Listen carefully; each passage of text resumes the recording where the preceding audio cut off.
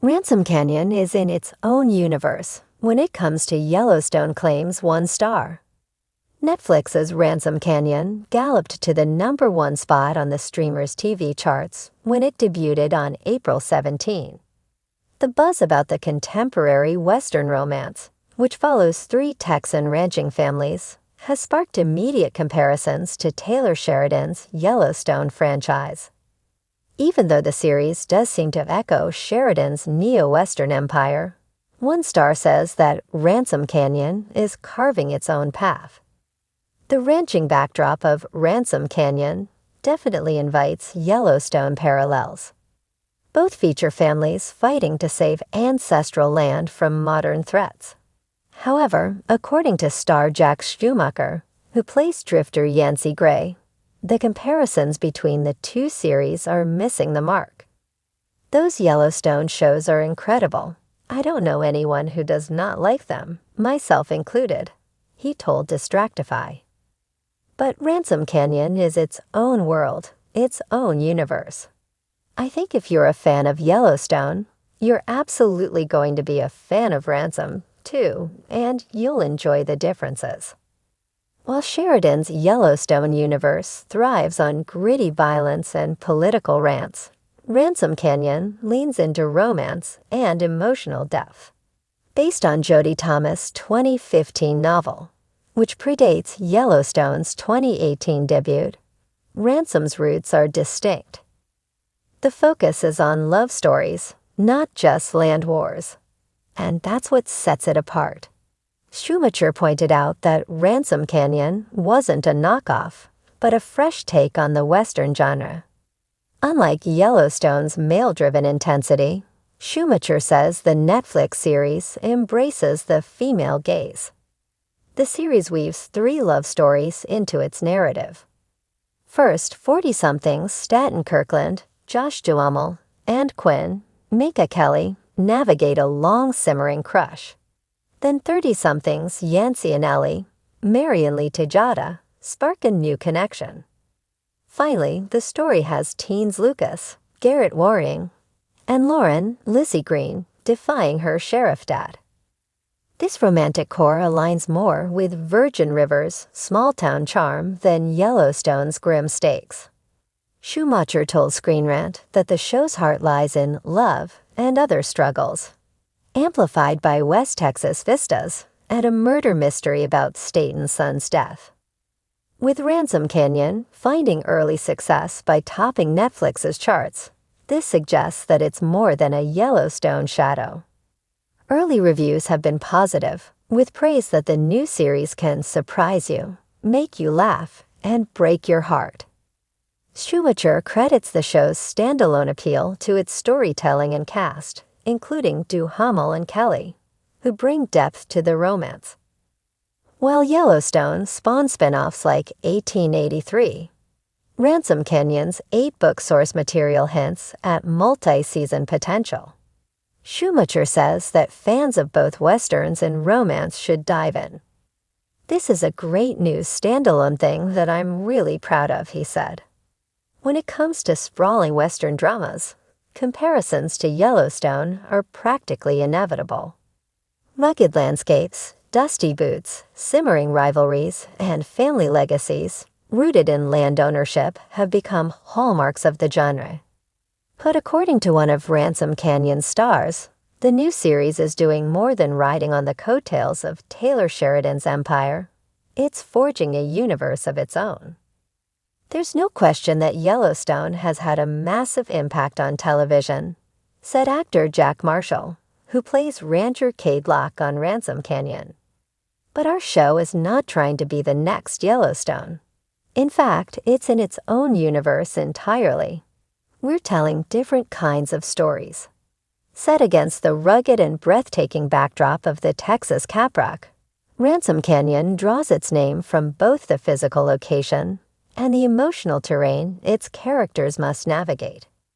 Where Yellowstone often focuses on the cutthroat politics of land ownership and dynastic power struggles, Ransom Canyon zooms in on the intimate, raw stories of individuals whose lives are bound to the land in quieter, yet no less powerful ways.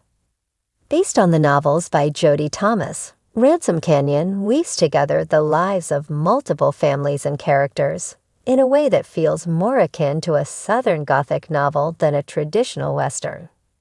The result is a rich tapestry of love, grief, community, and redemption. There's drama, yes, but there's also deep-rooted humanity. People will tune in expecting shootouts and family feuds, but they'll stay for the relationships, said Marshall. It's the kind of show that lets you breathe with the characters. Sometimes you're on horseback, but sometimes you're just sitting on a porch with someone who's got a broken heart.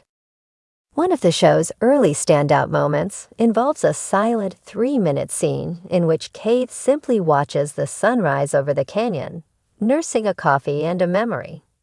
It's cinematic in a different way, emotional, contemplative, and steeped in the kind of atmosphere that Yellowstone rarely slows down long enough to explore. Actress Loretta Price, who plays a widowed bookstore owner named Quinn Carmichael, echoes Marshall's sentiments. This isn't about dynasties and machismo. It's about connection, she said.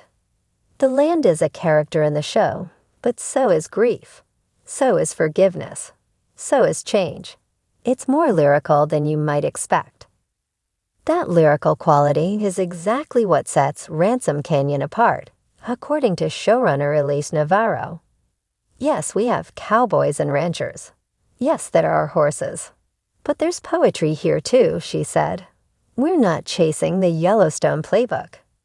We're crafting something slower, more intimate, more textured.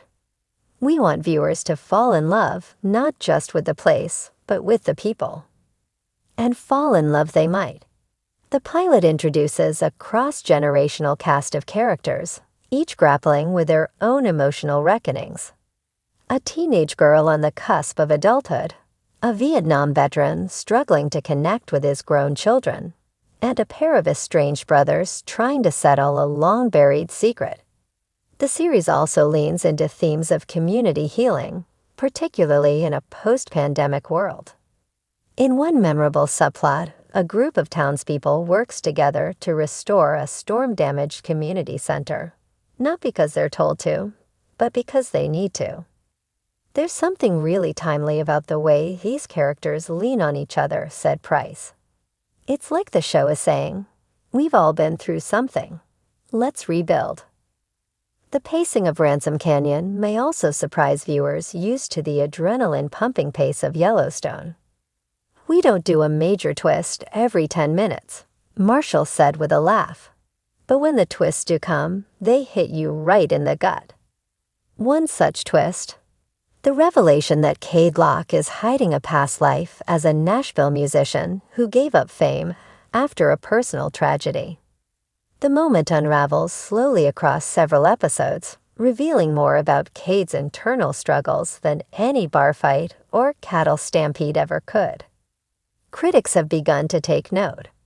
In early reviews, Ransom Canyon has been praised for its poetic sensibility and haunting quietude, with one reviewer writing, "If Yellowstone is the roar of a storm, Ransom Canyon is the whisper of wind through mesquite trees." Navarro embraces the contrast. We're not the loudest show in the room, but I think we're the one that lingers. Of course, Ransom Canyon is not without its tensions. There are secrets, rivalries, and heartbreaks aplenty, but even those elements are treated with a kind of softness. We don't villainize people just for the sake of drama, said Navarro. Everyone here has a reason. Everyone has a wound. Marshall put it best, in Yellowstone, you might be shot for stepping on the wrong land. In Ransom Canyon, you might be handed a peach cobbler and asked what's been weighing on your heart. So is Ransom Canyon the next Yellowstone? If you ask the cast, they'll tell you no. It's something different, something quieter, maybe even something deeper. It's its own universe, said Price, and once you enter it, you might not want to leave.